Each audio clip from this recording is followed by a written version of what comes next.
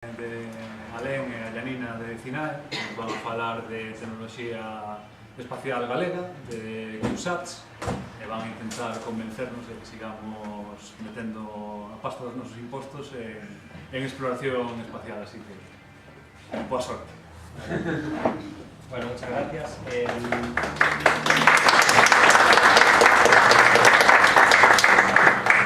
Gracias sobre todo a la Industriosa, porque bueno, nos ha pedido el local gratuitamente para dar esta charla.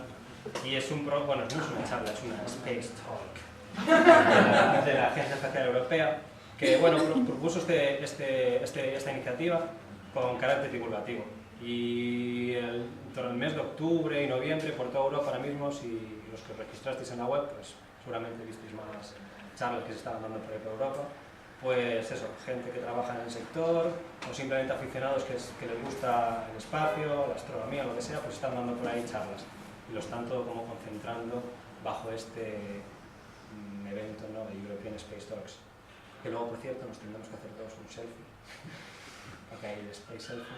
Y si ganamos, podemos ir a Kourou, al centro este que tiene la Agencia Espacial Europea en la Guayana Francesa, donde, por cierto, lanzan... no vosotros, nosotros, ¿vale? No, de hecho cualquiera lo puede ganar, ¿eh? Sí, creo que el que tenga más retweets o más no sé qué lo puede... O sea, la mejor selfie. Así que la mejor incluso nos podéis selfie hacer... se va a la Guayana. Exacto. A ver un lanzamiento de alguno de los cohetes de la Agencia Espacial Europea, ¿vale? Así que nada, gracias a todos por venir. Foto después. No empecéis ya con la foto, que las probabilidades de ir a Kourou son muy bajas. Bueno, preséntate tú, mejores. Primero. Disculpen que esté sentada, pero estoy embarazada y ya me pesa mi carga útil, así que... bueno, mi nombre es Janina Jalak, soy ingeniera aeroespacial. No soy gallega, soy argentina. Estudié ingeniería aeronáutica en Argentina y después estudié ingeniería aeroespacial en Estados Unidos. Y hace 1 año y medio me mudé a Galicia para trabajar en CINAE, que es el Centro de Innovación Aeroespacial de Galicia. Y bueno, trabajo como ingeniera en estructuras y térmico. Y yo soy el otro del grupo, Aarón, y soy ingeniero de telecomunicaciones por aquí, por la Universidad de Vigo, y hace 4 años pues, me uní a la agrupación aeroespacial en la Universidad de Vigo, y pues ahora con unos trasnochados pues estamos montando una empresa que se llama Alén Space, que es una spin-off de la Universidad de Vigo, y que se va a encargar de comercializar, ¿no?, todos los servicios que hasta ahora la Universidad de Vigo viene haciendo, de diseño de nanosatélites. Pues nosotros intentaremos darle sentido a eso comercialmente, pues creando nanosatélites para empresas. Y antes de nada, pues aunque parece una pregunta de perogrullo, pero como no sé el background que tenéis cada uno de vosotros y algunas preguntas que me tiene pasado de dar alguna charla y tal, y hay ciertas preguntas tontas, esta a lo mejor es un poco obvia, pero algunas preguntas tontas que me gustaría comentar antes, ponernos en la misma página, y cualquier pregunta que tengáis podéis hacerla sin problema, ¿vale? Rápidamente, porque no quiero perder tiempo. Un satélite no es más que, en este caso vamos a hablar de satélites artificiales, no naturales. Un satélite no es más que un cacharro que lanzamos al espacio y que tiene que cumplir una misión, que orbita un cuerpo, en este caso la mayor parte de los satélites que lanzamos orbitan la Tierra, pero también hay satélites orbitando Marte, hay satélites orbitando ahora mismo Júpiter, como la sonda Juno, etc. ¿vale? Y un satélite pues cumple una función. En este caso tenéis ahí el satélite Hubble, un telescopio espacial, cuya carga útil es un telescopio, ¿vale? Pero el satélite lo conforma también la estructura y luego lo que es una plataforma, ¿no?, que es aquello que le da empaque a todo el sistema. Un ordenador de a bordo, baterías, paneles solares, sistema de control de altitud, etc. ¿vale? Entonces, por un lado tenemos lo que es la plataforma y por otro lado la propia carga útil, que es aquello para lo que se diseñó el satélite y la misión, ¿vale?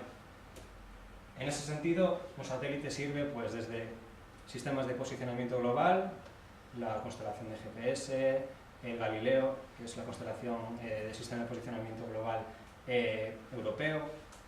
También sirve para observación de la Tierra, los satélites, día tras día hay fotos que se sacan de la Tierra con fines pues, científicos.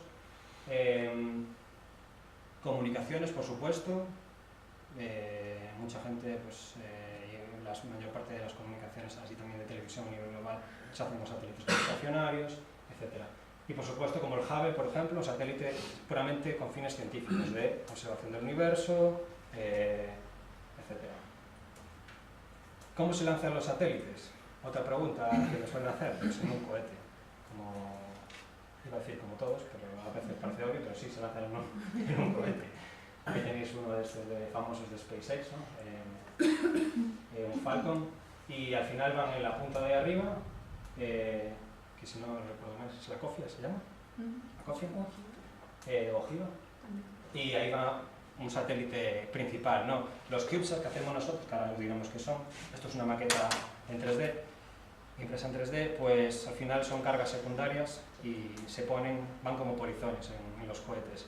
En los huecos que quedan meten estas cargas, pero ahí va un gran satélite, el que ha pagado realmente el lanzamiento, ¿vale?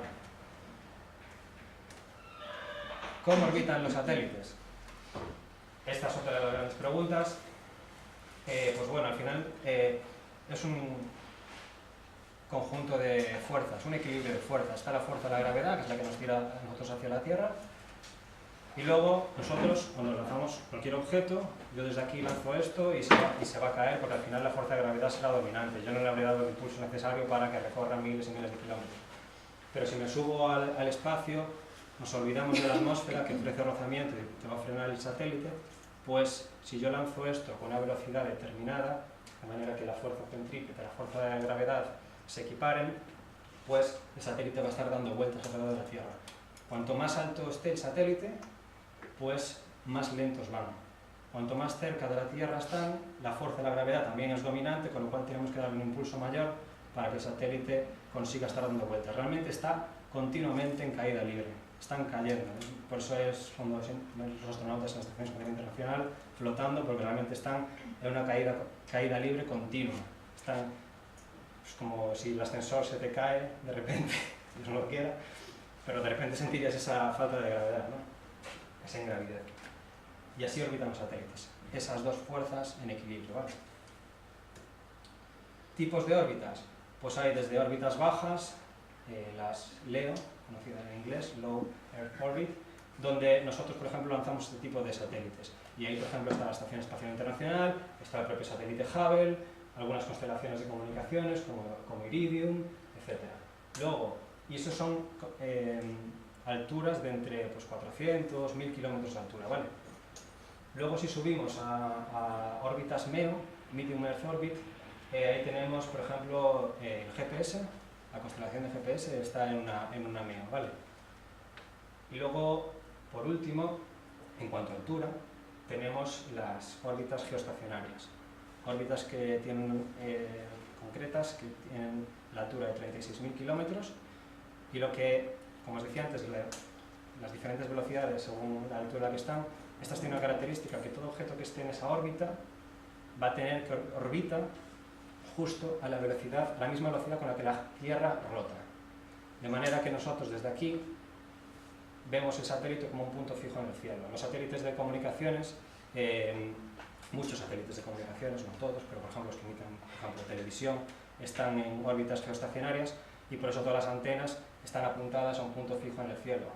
Se traquea con este satélite, se apunta la antena y queda ahí fijo, porque realmente el satélite está ahí. Y la Tierra, al rotar, pues el satélite está rotando a la misma velocidad, ¿vale? Los satélites en órbita baja orbitan a 7 km por segundo, 8 km por segundo, ¿vale? Una velocidad muchísimo mayor. Si quisiéramos saber cuánta cantidad de satélites hay por estas órbitas que estaba comentando Aarón, sobre un total de 1000, encontramos 450 en órbitas bajas, 50 en las órbitas medias y 500 en la órbita geoestacionaria. Como para tener una idea, ¿no?, de la distribución. Vale, y el otro concepto que hay que tener en cuenta es que el espacio es un entorno hostil, no solo para la vida, sino también para la electrónica. Y los satélites son pura electrónica. Está el vacío, está la temperatura, los cambios bruscos de temperatura, y ahí Janina seguro que os puede dar una masterclass, es experta en eso. La radiación, esas partículas tocacojones que emite, por ejemplo, el Sol, rayos cósmicos, y eso afecta mucho a la electrónica. Pueden freír chips enteros, en el peor de los casos. Luego también hay basura espacial. Recuerdo que hace unos años los chinos, intentando destruir una de sus naves, de repente crearon una de basura espacial tremenda y fue un caos. Y hoy día es un gran problema, la gran cantidad de basura espacial, la gran cantidad de satélites que hay. Al final, pues bueno, el espacio es muy grande, pero por azar te puedes impactar uno con otro, o un trozo de basura espacial, reventarte el satélite y adiós cientos y cientos de millones de euros ahí invertidos. Díselo a Iridium. ¿Cómo? Díselo a Iridium. Iridium es una constelación que está ahí en Sí, no, pero abajo. Iridium son los únicos que han conseguido chocar uno de sus satélites con otro satélite. Sí. Sí, y digamos, los fragmentos que causan o que se producen a causa de esos choques pueden ser tan pequeñitos como esto. Y esto a 7 kilómetros por segundo puede destruir cualquier cosa. O sea, Sí, el espacio es un entorno jodido. Vale, y entonces preguntaréis, vale, ¿y por qué Janina y Aaron están aquí hablando de CubeSats, de satélites, de acceso al espacio? Yo pensé que esto lo hacía la NASA, la ESA, alguna gran agencia, algún gran fabricante como Airbus, Lockheed Martin o algo así, ¿no? Pues es que estamos asistiendo a una revolución que conocemos como New Space, que es como la privatización del acceso al espacio, antes simplemente gestionado por grandes corporaciones, gobiernos, y ahora hoy día empresas están accediendo al espacio con fines comerciales. ¿Vale? Esto es lo que conocemos como New Space.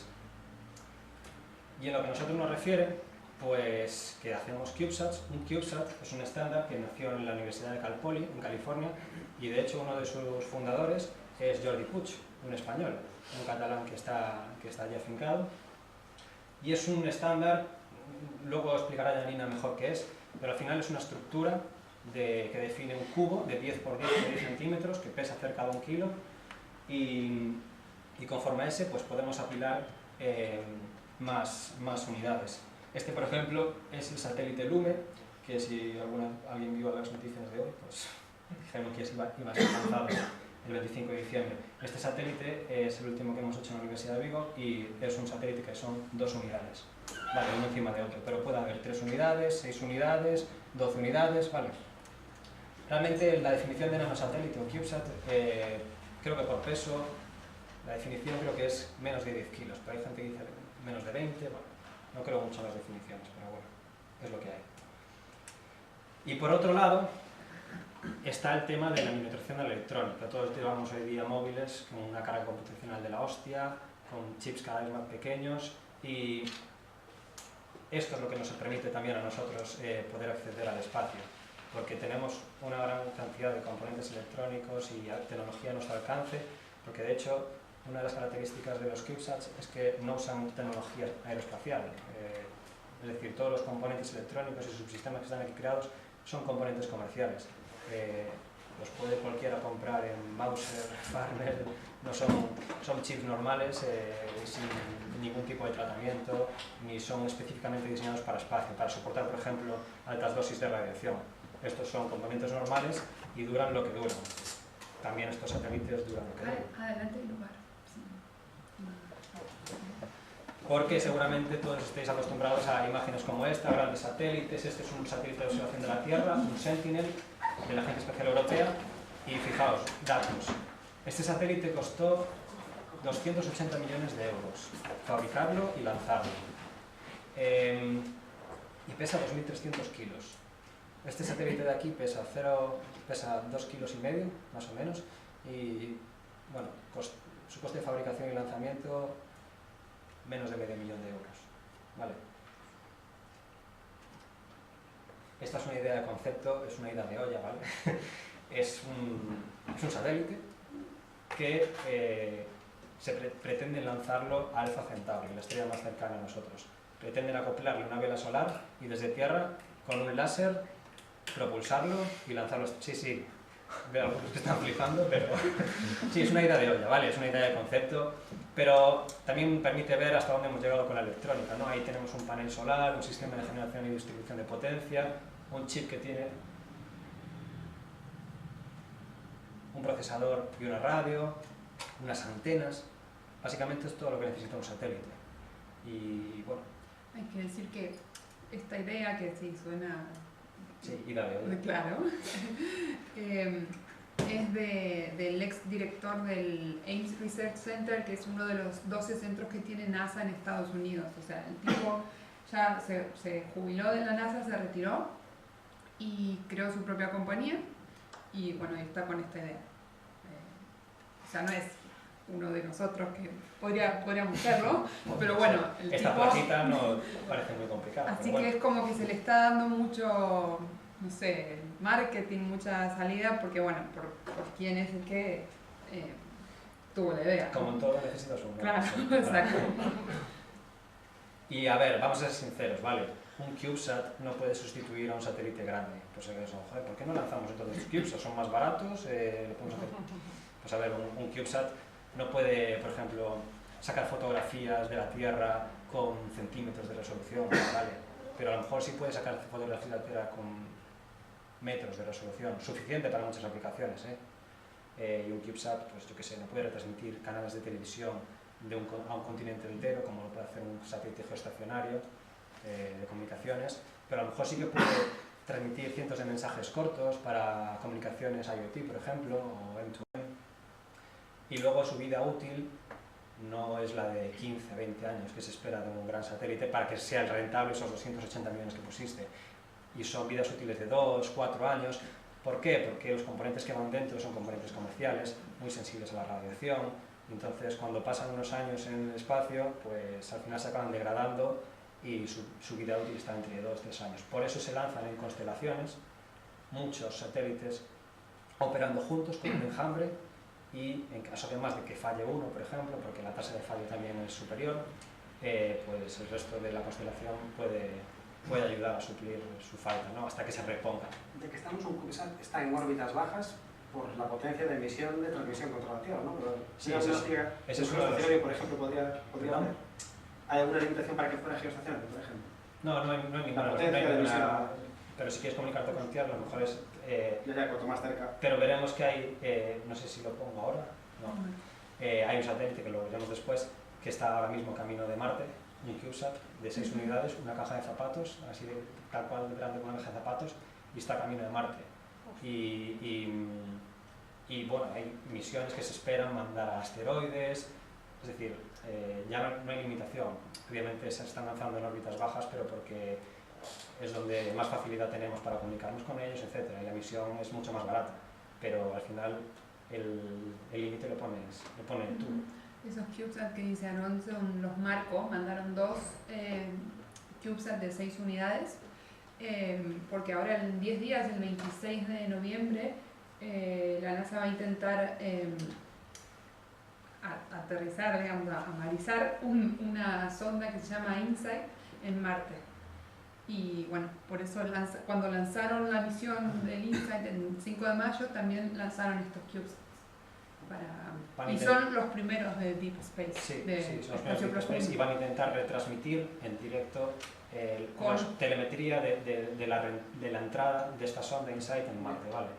Y el año que viene se va a lanzar también un CubeSat de 6 unidades que se llama Argomoon, de una empresa italiana. Mejor dicho, lo hizo una empresa italiana para la Agencia Espacial Italiana. Así que bueno, se está tratando de expandir sí. Bueno, os voy a pasar esto porque igual queréis toquetear para que veáis lo que es un CubeSat, ¿vale? Y casi si me apuras pesa igual, porque pesa 2,5 kilos en realidad, y para que los podáis toquetear y haceros una idea de lo que es. Sí, cualquier pregunta que tengan, pregúntenos, así lo hacemos interactivo. Exacto. Vale, entonces, más o menos ya todos estamos en la misma página. Vamos a hablar de las misiones espaciales gallegas. Hay un detalle con esta foto.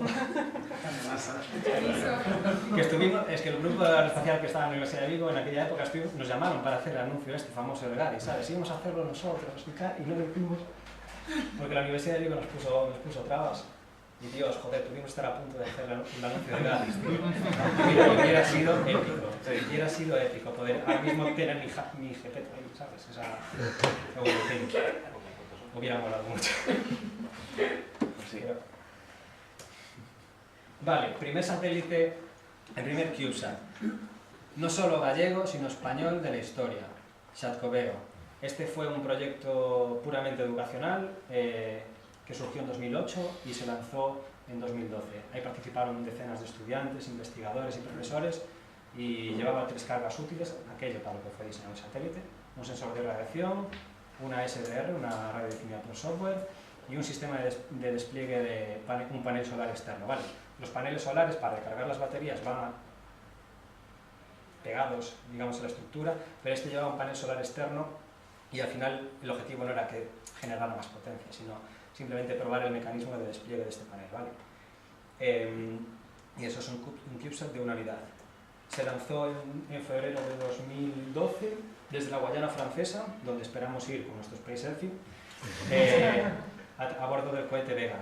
Este cohete Vega es un lanzador pequeño de la Agencia Espacial Europea, y las malas lenguas, como dicen que es un cohete italiano, bueno, es de la Agencia Espacial Europea, pero es italiano, pues decían que los franceses, que tienen el Ariane, ese gran cohete, pues estaban a ver si fallaba, porque hasta ahora la ESA, el gran lanzador de la ESA son los Ariane, ¿no?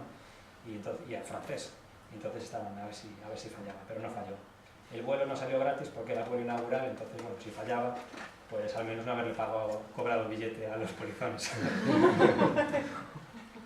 Luego estaba CubeSat, este fue el segundo satélite. Este se lanzó en 2013, en noviembre de 2013, y al igual que Xatcoveo era un satélite de una unidad, pero aquí ya, bueno, entra en juego la Agencia Espacial, no solo la Agencia Espacial Europea, sino la Oficina de Espacio de Naciones Unidas, así que podemos decir que fue el primer satélite de la ONU.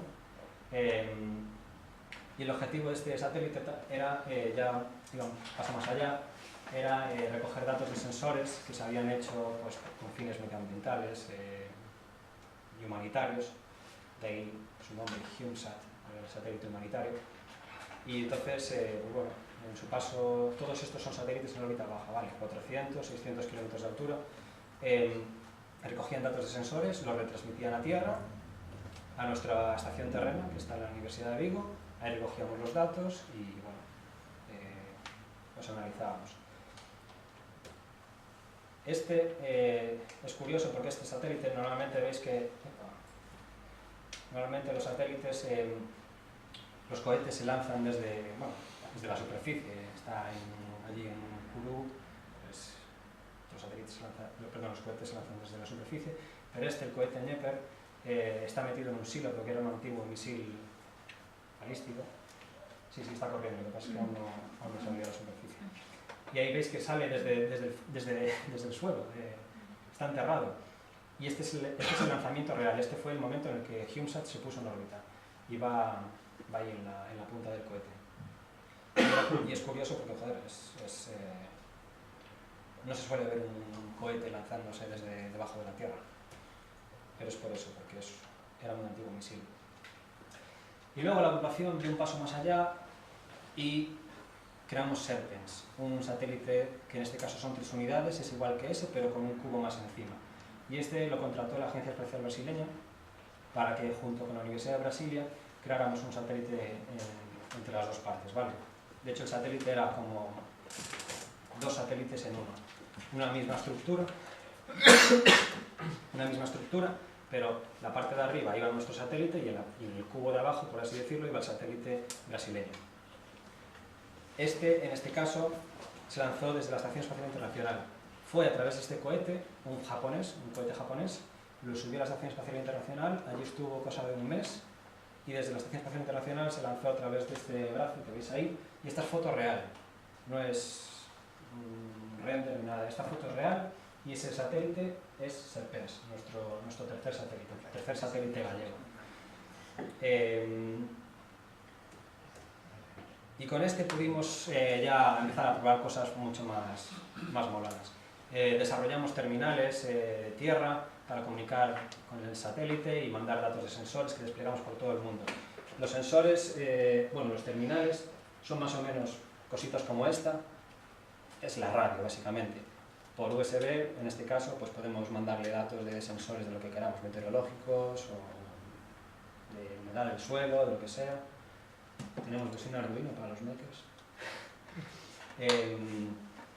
Y eso, día tras día recibimos datos y mandamos incluso un terminal a un sensor a la Antártida, que está ahí, a la estación Gabriel de Castilla, y joder, aquello era día tras día, el satélite pasaba, recibíamos datos de sensores y aquello era una armonía tecnológica y la Universidad de Vigo, bueno, en aquel momento fue,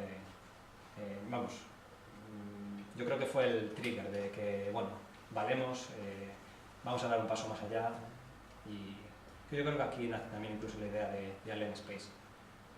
No solo hicimos eso, sino también aprovechamos... Dime. Me preguntaron, en principio, con el tema de CubeSat, era facer unha constelación de Nacións Unidas. Chegou a facer esa constelación ou lanzouse ese satélite solo e quedou un pouco proxecto? No, esa constelación quedó... Porque cuando firmas un proyecto estás todo feliz y firmas lo que sí, una constelación, 500 satélites. Pero luego eso no se llevó a cabo. Serpens llegó a formar, la idea era que formara parte de la constelación de CubeSat, pero como mucho hubo dos. Si quieres llamar a dos satélites una constelación, vale.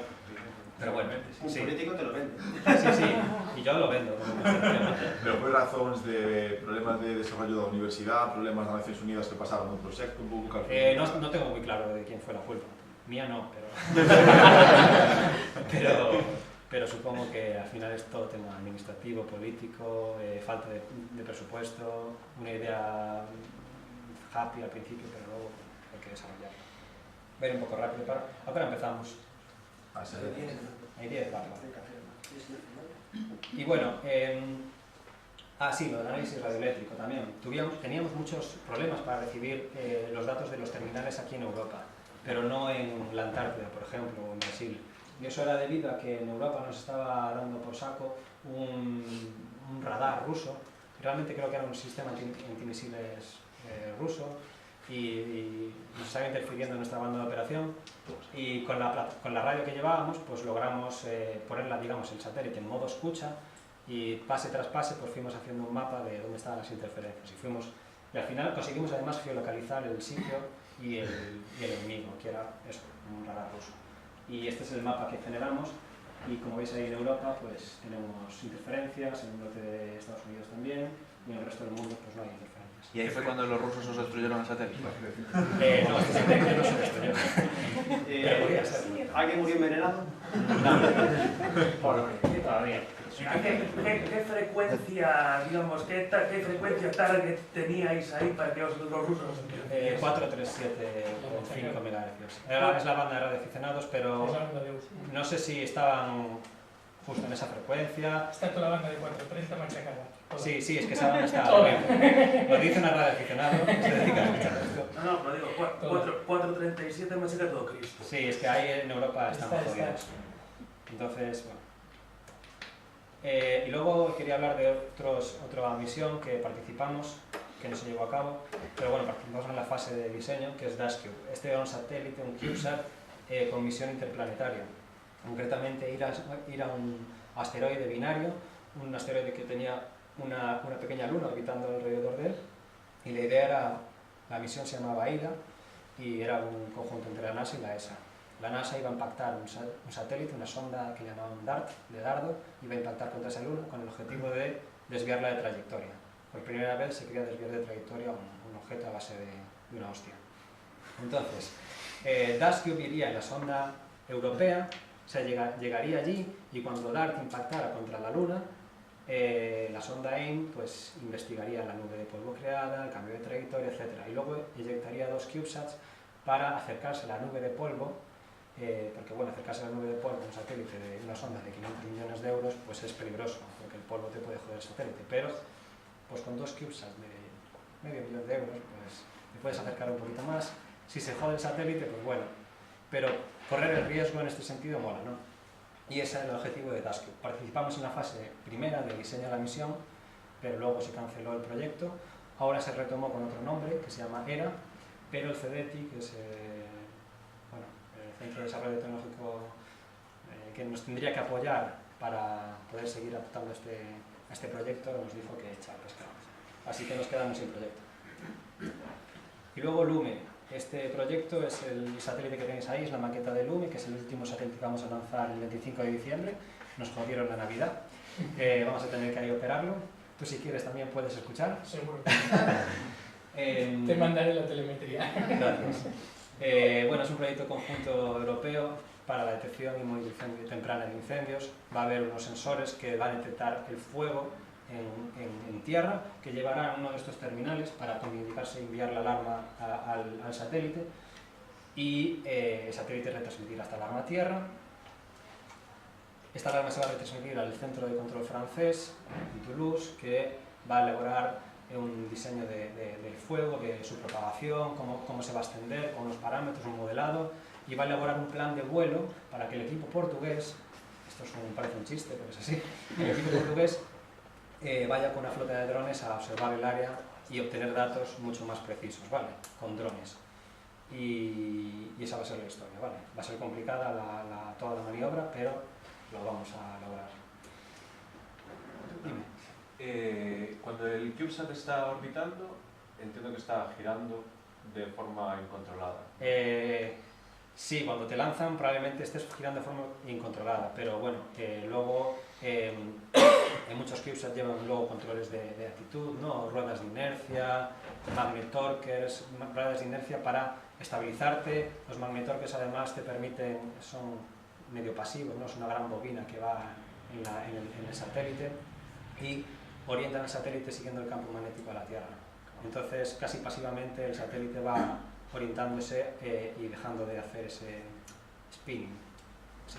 Vale, preguntaba por el tema de sacar imágenes y tal. De las comunicaciones es tremendamente importante tener un apuntamiento y tener el satélite estabilizado y controlado. Hay distintos mecanismos para estabilizar un satélite. Uno de ellos, y fácil y sencillo, es el de uso de magnetorques, las ruedas de inercia. Hay booms, ¿no? Se llaman booms. Son gravitatorios, una masa, un palo que eyectas y bueno, al final por la gravedad pues el satélite se estabiliza. ¿Pero por estabilización por spin te refieres? ¿Como tipo yo-yo o algo así? No, es un palo por con gravedad. peso. Es un entonces palo varía con peso y Vale, entonces la zona hay diferencia de gravedad y al final te acabas orientando, ¿vale? Voy a ir rápido, ¿vale? Este es el satélite de la cámara limpia. Esto que veis aquí, todas las antenas de UHF. Esta antena de aquí es una antena de parche en banda S, la frecuencia del wifi, ¿vale? 2,4 GHz. Y aquí además llevamos una por la parte de abajo, va otra, que si le dais la vuelta, bueno, lo visteis ahí, la antena de banda S, va otra antena de banda L, que es unos 1000 MHz, para escuchar y traquear aviones con el sistema DSB. Vale, entonces vamos en esta misión a probar varias cosas. Comunicación en banda S en 2,4 GHz, quizá también para evitar problemas en la banda de UHF. Traquear aviones, hacer análisis radioeléctrico también y comunicarnos con terminales, ¿vale? Para el Internet de las Cosas. Hay que decir que, por ejemplo, ahí están viendo esto, ¿no? Que parece, nada, un simple soporte, pero estas cosas si uno las quiere comprar, te cuestan 3.000 euros, por ejemplo. Nosotros en nuestro grupo diseñamos todo, o sea, lo hacemos todo nosotros y bueno, también tenemos impresoras 3D y hay partes metálicas que las mandamos a maquinar, pero esto para un CubeSat es algo muy pequeñito, se llaman MGCE, que en inglés es el Mechanical Ground Support Equipment, es digamos el equipo de soporte en tierra, pero si esto lo queremos trasladar al transbordador espacial, en su época, ¿cómo se llama? El crawler, era donde transportaban el transbordador espacial desde donde estaba hasta la base de lanzamiento, eso también es un soporte, Ground Support Equipment. Entonces, por supuesto, todo miniaturizado, pero bueno, son cosas que son muy caras, si uno las quiere comprar las venden en Holanda, pero nosotros las hacemos internamente. No solo para mantener el satélite de pie, digamos, parado, sino también en diferentes posiciones. Tenemos muchos. Supongo que hablaremos de eso después, pero aquí potencial en Galicia me refiero que hay un montón de empresas de naval y todo esto, o sea, mecanizado, hay... Sí. Por el tema de automoción, aquí tenemos gente especialista en un montón de cosas. ¿Hay futuro realmente en esto? Ya que estamos con alguien del final. ¿Realmente se está apostando por esto o es como lo que hay en Lugo de los drones, ¿no? Es un poco... Sí, bueno, lo de Lugo de los drones... Claro. Realmente hay potencial... Eso de las razas va a quedar como el aeropuerto este de Teruel, ¿no? No lo sé, no soy Castellón, quien Ciudad toma Real, las No, porque las tomes, decisiones. si realmente veis que hay realmente un Nosotros interés. le pedimos algunas cosas, algunas piezas así a la industria metalúrgica. Le pedimos, Claro, nos sí, mecanizan piezas y los shieldings, la protección, no solo del propio CubeSat, sino también para incluso Para radiación. para radiación y eso hacemos. Los Es que es algo shieldings que- son básicamente placas metálicas de aluminio Mira, como que estos. nosotros, claro, en el Aprovecho caso y- bueno, lo podéis pasar. de Esto es la una placa maqueta de, que la se placa de están comunicaciones pasando, que lleva el satélite que en fue toda- diseñada aquí en Ovigo. Y es los shieldings, eso, pues eso es. No solo protección contra MC, pero todas las caras del satélite llevan una placa de aluminio que dependiendo dónde vamos a lanzar el satélite, el espesor de esa placa de aluminio es menor o mayor, y todas esas cosas las pedimos. Yo digo porque poco a poco te vas dando cuenta, ¿no? Que el tema de la automoción hay cierto miedo que algún día esto se va a caer, igual que los astilleros, ¿no? Y además el tema de aeronáutica está reconvirtiendo, no sé mucho, pero bueno, algunas de las auxiliares empiezan a hacer temas de aeronáutica, ¿no? Claro, hay una agencia gallega que es TINAE sobre temas del espacio, realmente es la idea, si se empiezan a destinar recursos a esto o es otro organismo que, bueno, que vale, estamos, pero estamos a velas bien. estamos a ver de eso. De momento. Esperemos que no, por ahora estamos con el proyecto de, bueno, ahora vamos a hablar, de un satélite de 6 unidades, que es la primera vez que se va a hacer en Seisú, en Galicia, bueno, en España creo.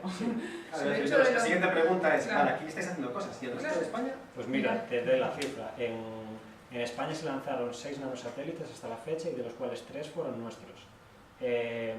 Y ahora, el lunes, se pone en órbita este que veis ahí, Aztec 2U, que es de una empresa privada, Aztec, que desarrolló el CINAE junto con una empresa. Pero vamos, el desarrollo es gallego, el equipo es gallego. Y se lanzará ahora el lunes. Y están trabajando también en el Hydra, el satélite de 6 unidades. Y Lume, que se pone en órbita el 25 de diciembre. O sea, antes de que acabe el año habremos puesto otros 2 satélites. O sea, 5 satélites de 7. Los hemos lanzado desde Galicia.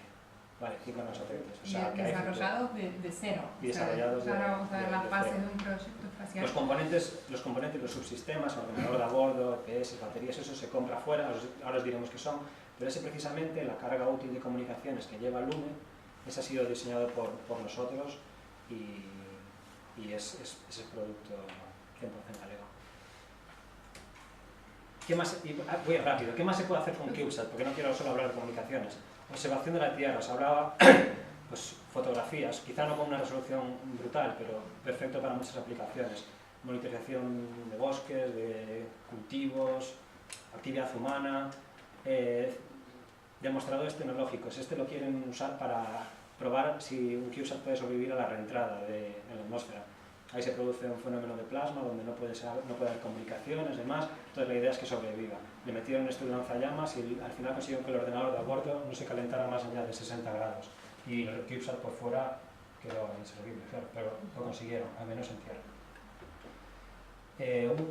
Un radar van a meter en este satélite, el primer radar que va a meterse en un CubeSat, en el RainCube, y luego también desarrollos de nuevas antenas que se pliegan casi como origamis y al llegar al espacio se despliegan.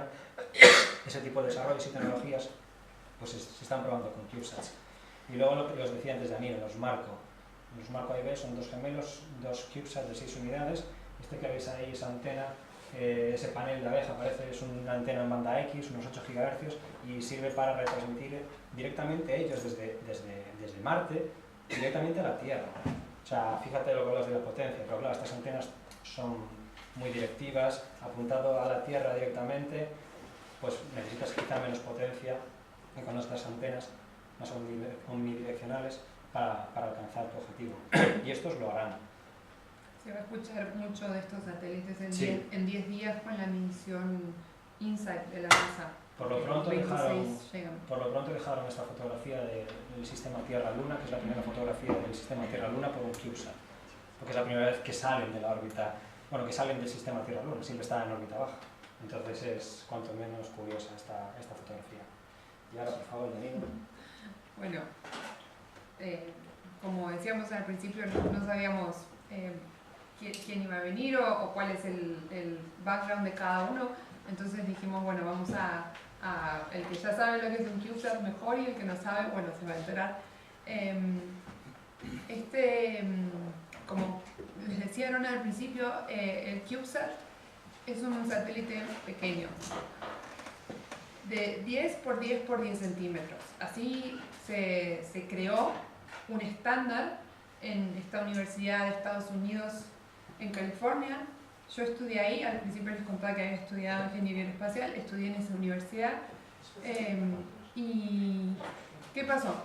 Crearon un estándar, dijeron, bueno, a ver, en Estados Unidos le dan mucha importancia a que los alumnos de escuelas primarias, secundarias y de universidades salgan formados, ¿no? Salgan no solo con aprobar las materias, pero también poner mucha mano, meter mano en cosas. Entonces,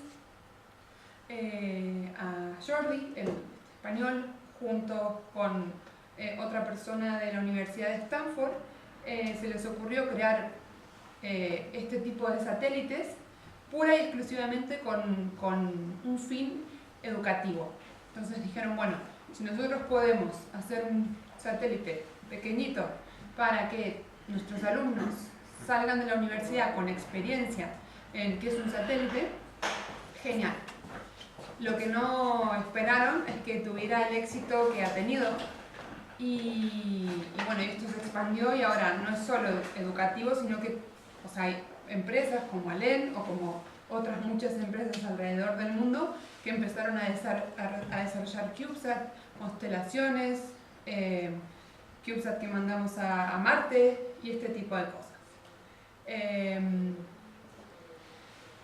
Entonces, la idea original fue crear un satélite de 10 por 10 por 10 centímetros que no pesara más de 1,3 kg. El CubeSat estándar es un documento que está disponible en internet. Si ustedes lo googlean, ahí, si ustedes quisieran fabricar su propio CubeSat, lo pueden hacer. O sea, están ahí todas las especificaciones, los requerimientos, requerimientos mecánicos tienen que cumplir, requerimientos eléctricos, térmicos, etcétera, etcétera. O sea, es algo que es abierto, no es algo que uno tiene que, por supuesto, tenés que tener el dinero para poder fabricarlo, pero no hay nada, digamos, no hay ningún secreto, y está abierto a toda la comunidad y a todo el mundo. ¿Qué pasó? Crearon el satélite de una unidad. Dijeron, bueno, me parece que con esto nos estamos quedando cortos. Pasaron a 2 unidades, como el que ustedes han estado pasando recién. Dijeron, bueno, como esto es bastante modular, podemos hacer 3 unidades. Y con este crecimiento hasta 6 unidades, que es el que estamos desarrollando en SINAE, y 12 unidades. Entonces, claro, al principio todo parecía como que se iba a hacer todo muy pequeñito, y ahora cada vez se ve la necesidad dijeron, bueno, esto sirve mucho, es barato, barato entre comillas, ¿no? Pero comparado con una misión grande es barato, ¿por qué no lo hacemos lo más grande posible dentro de lo pequeño? De ahí surge el término de nanosatélites o pequeños satélites, o como sea. Hay gente que dice que hay como clasificaciones. Si el satélite tiene menos de 10 kilos, es un CubeSat, pero si es de más, es un pequeño satélite, o un nanosatélite, son más pequeñitos, etcétera, etcétera.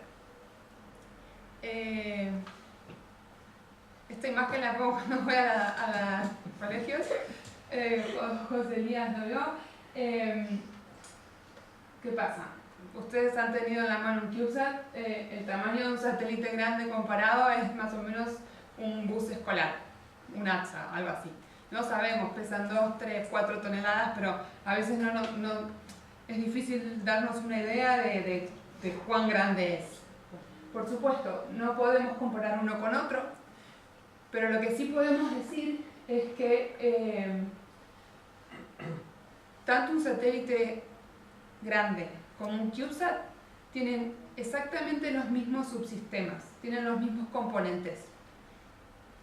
Entonces, lo voy a explicar con el CubeSat, pero también vamos a ir y venir con esta imagen para que vean que el objetivo que tenían en esta universidad en California, en Cal Poly, de enseñarle a los alumnos cuáles eran los subsistemas y los componentes de un satélite, lo han hecho bastante bien.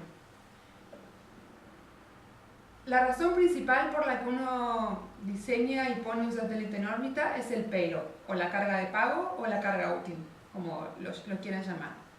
Es la razón de ser del satélite. Si uno no tiene un payload, no hay misión, básicamente. La carga útil o carga de pago puede ser muchas cosas. Puede ser un telescopio, puede ser una cámara, puede ser lo que sea, puede ser esta la placa que está ahí, claro. Un sistema de comunicaciones. Exacto. O sea, hay muchas cosas y va a depender de qué tipo de misión quiera uno llevar a cabo. Después necesitamos tener, no todos los satélites grandes lo tienen, pero no todos los CubeSat lo llevan, el sistema de control de actitud que preguntabas hace un rato. ¿Qué pasa? Claro, cuando el satélite, ahora vamos a ver algunas imágenes, pero cuando sale despedido del cohete, empieza a rotar descontrolado. Hay algunos que terminan estabilizándose y quedan, y después uno toma control con el satélite, pero hay otros que llevan un sistema de control de actitud, que básicamente lo que hace es ayudarlo a orientarse y no perder el rumbo, digamos.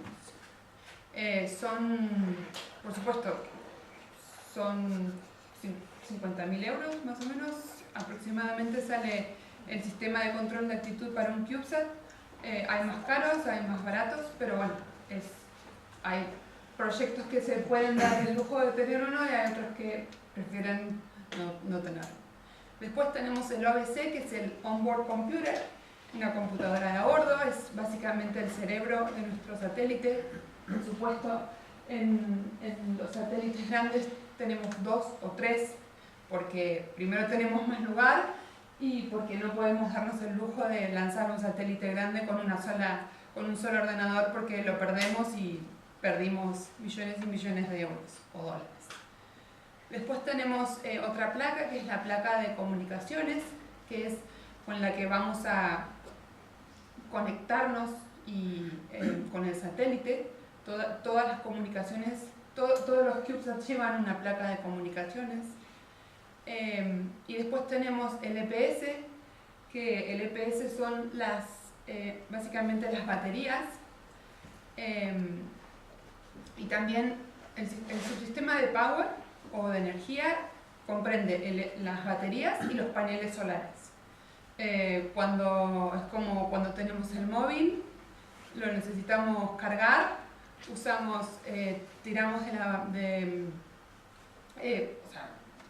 el móvil, pero cuando no lo tenemos enchufado, tiramos de la batería.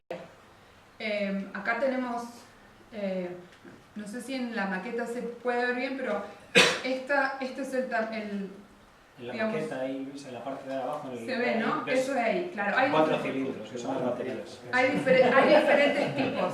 Están esas que tiene Luis en la mano y también hay otras que son tipo placas así, ¿no?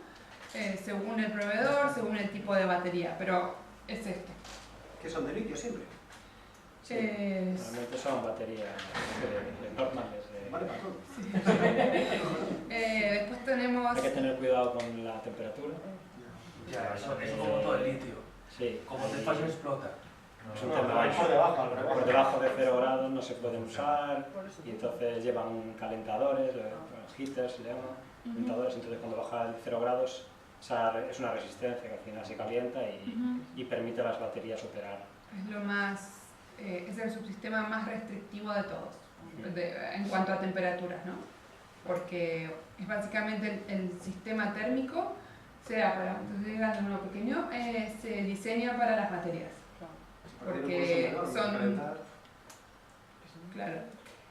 Bueno, después tenemos los paneles solares y las antenas, que pueden ser de diferentes... Y aquí se ve, pero este conector aquí, que se llama System Bus, bueno, por ahí es como el cordón umbilical donde todos los sistemas se conectan, y la plaquita que os pasé antes por ahí, de la placa de comunicaciones, veis ahí el conector ese que hay ahí con la tira de pines, pues ese, digamos que se ponen unos encima de otros. Ahora, otro subsistema igual tiene otra plaquita, otro conector igual, y se enchufa encima de ese. ¿Siempre usáis FMCs? Sí, ahí para eso sí. Hay algunos que tienen un backend. Sí, hay otra topología que en vez de usar esto, pues lleva como un panel por aquí común donde se insertan como tarjetas. Como podías llegar del Family Game, PCI, ¿sabes? Sí, con las tarjetitas así que se insertan. Como un chasis, ¿no? Sí, pero a un backplane que sí, es exacto.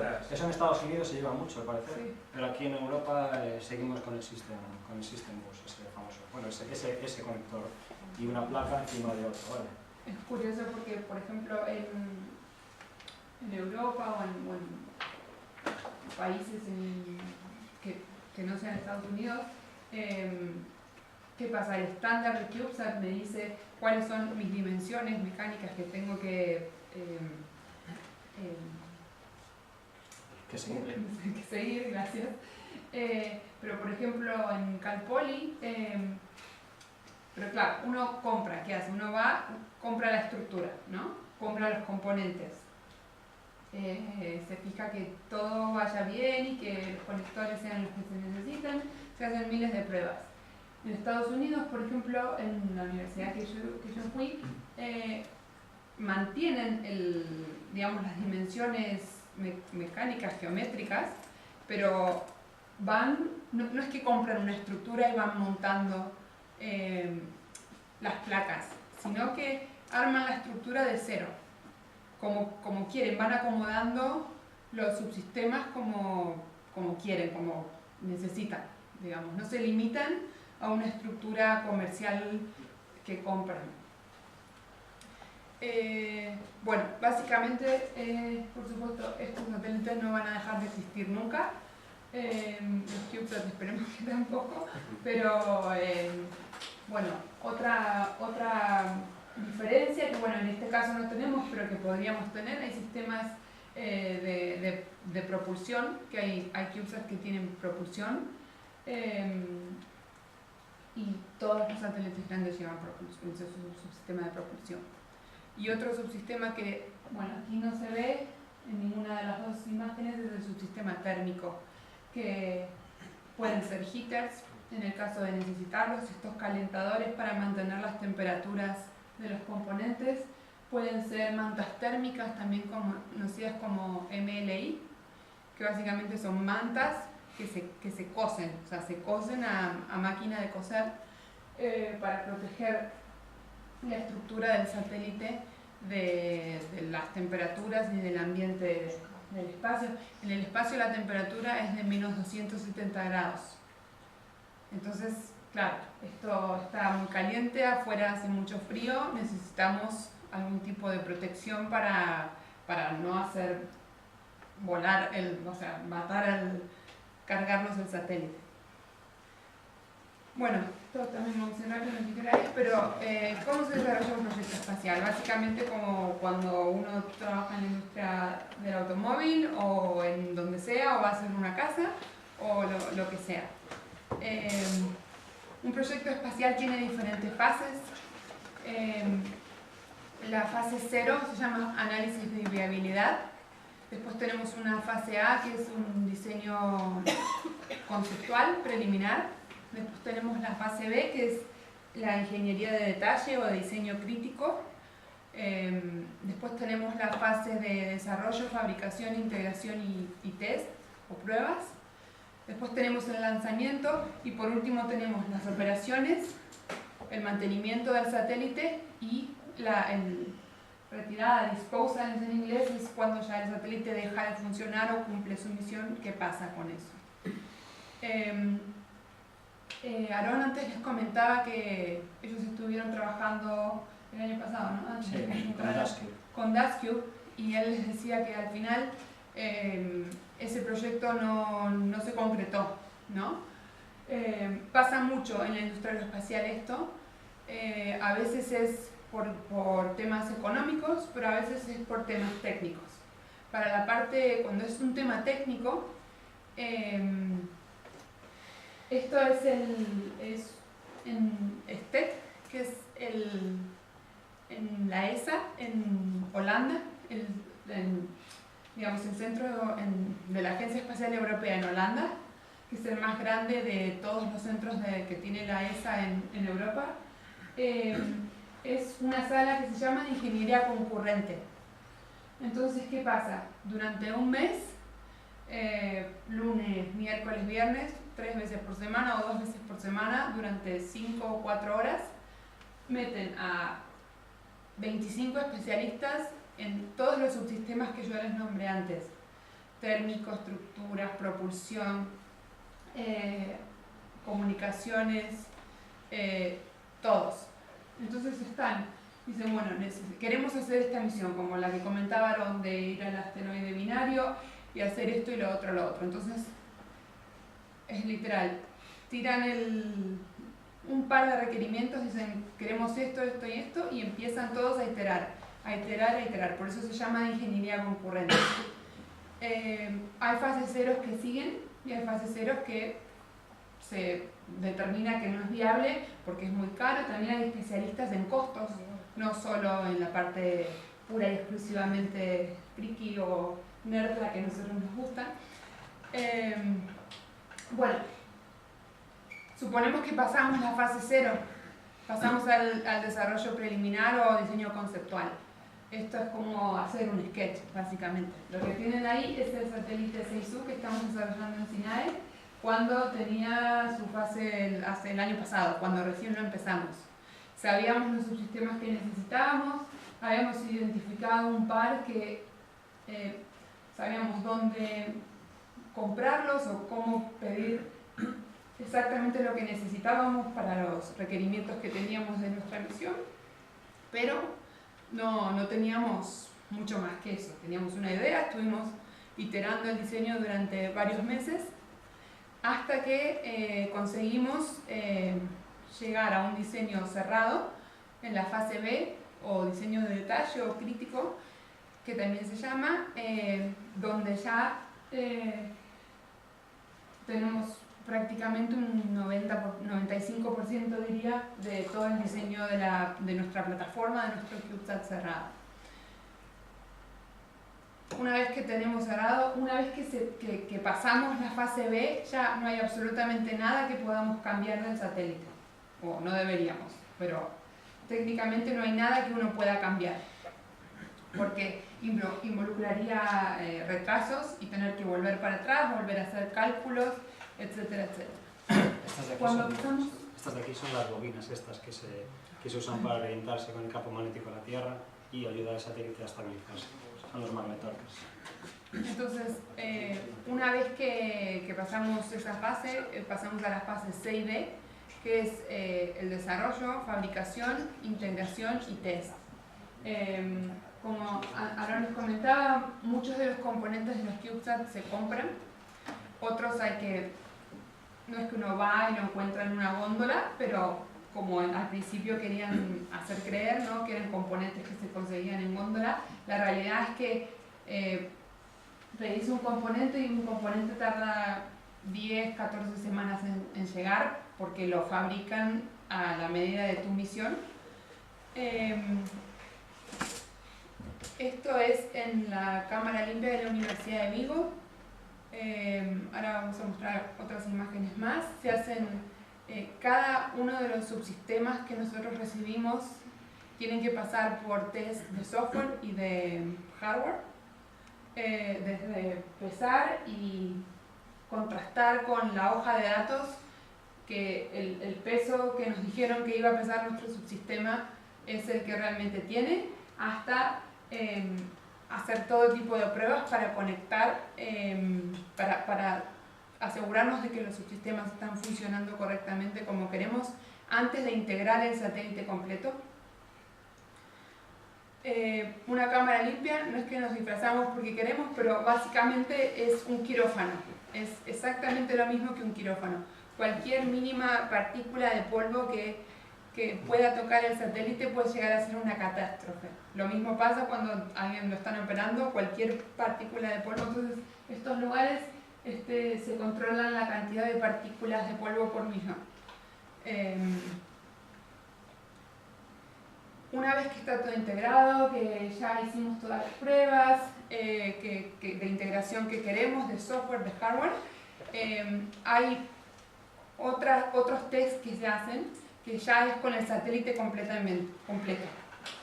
Una que es muy importante es la cámara térmica de vacío, donde se expone al satélite a las mismas temperaturas que va a tener en la órbita que nosotros decimos que lo vamos a poner.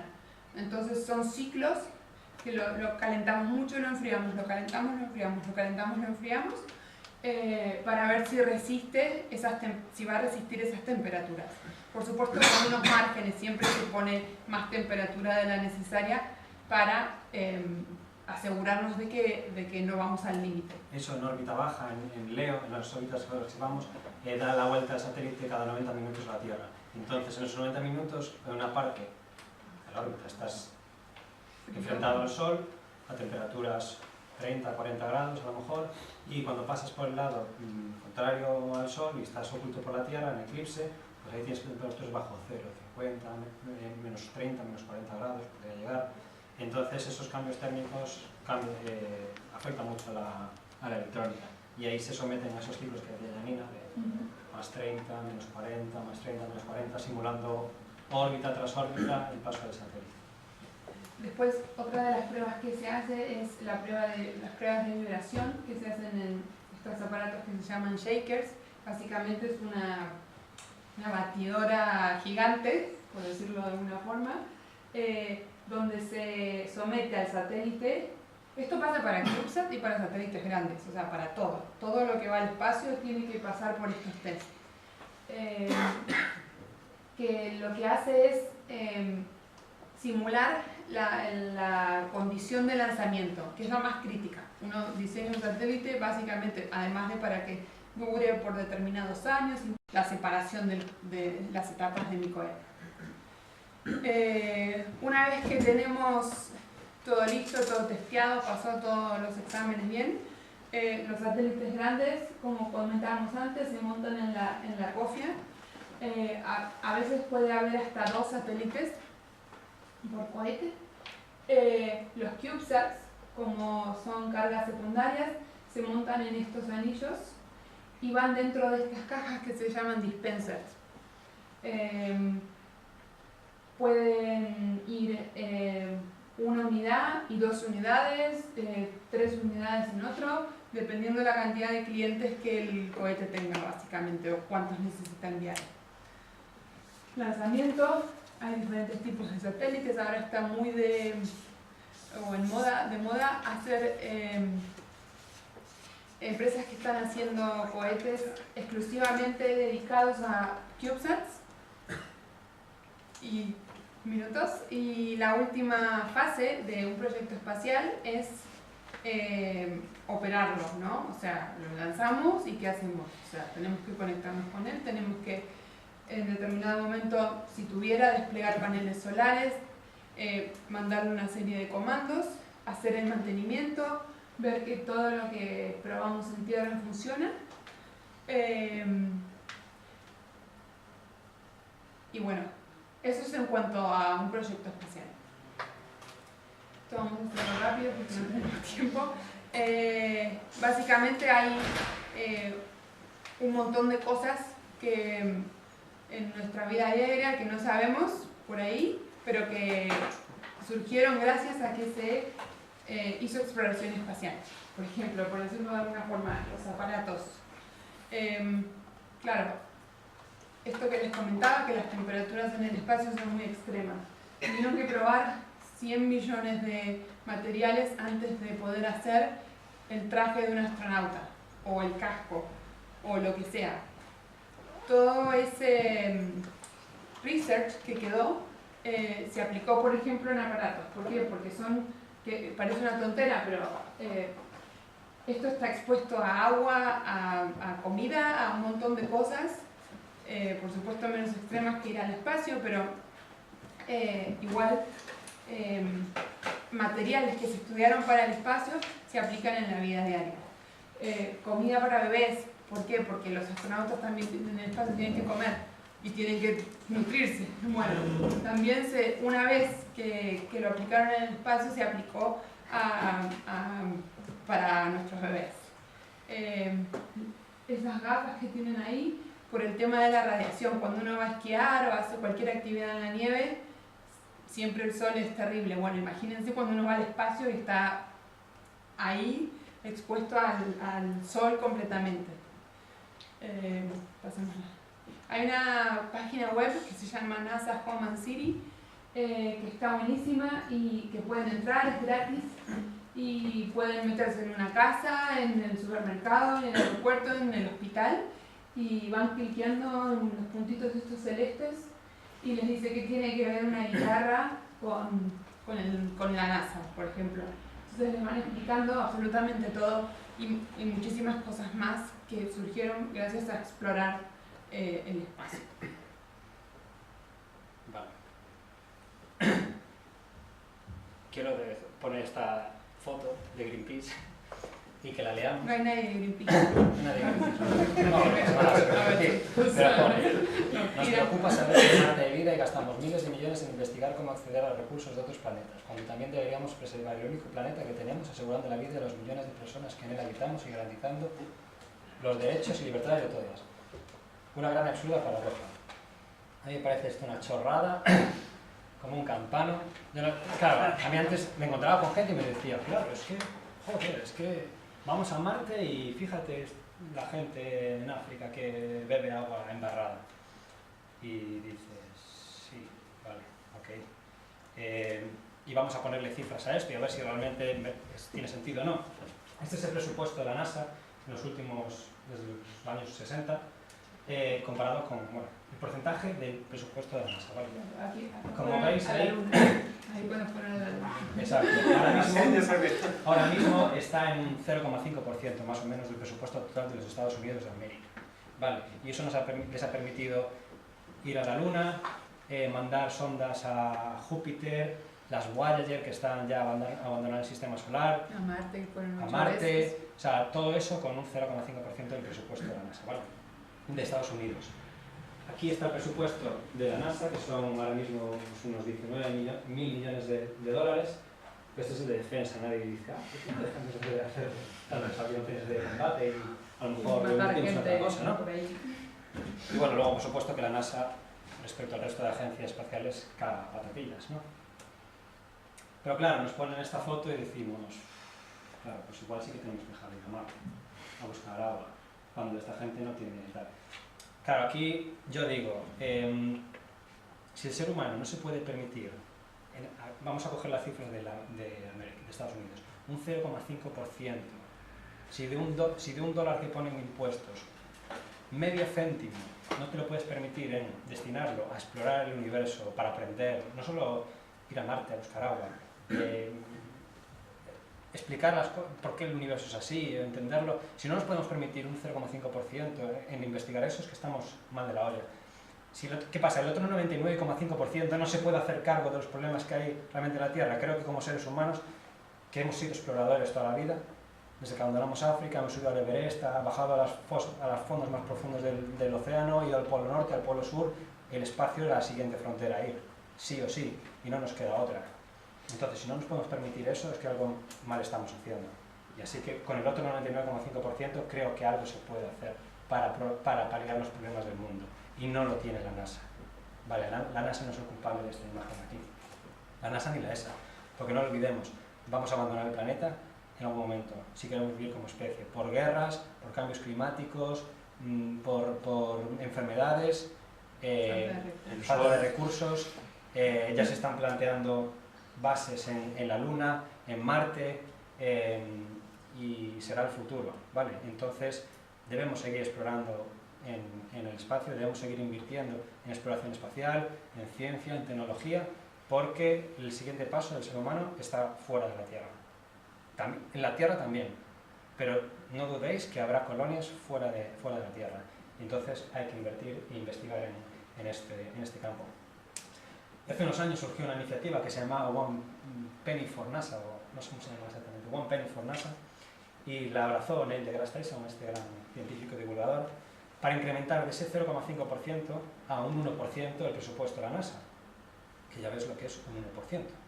Pues ahí viene la iniciativa esta de One Penny for NASA, para incrementar a 1 céntimo de cada dólar de impuestos, pues incrementar 1 céntimo el destino que va a la NASA.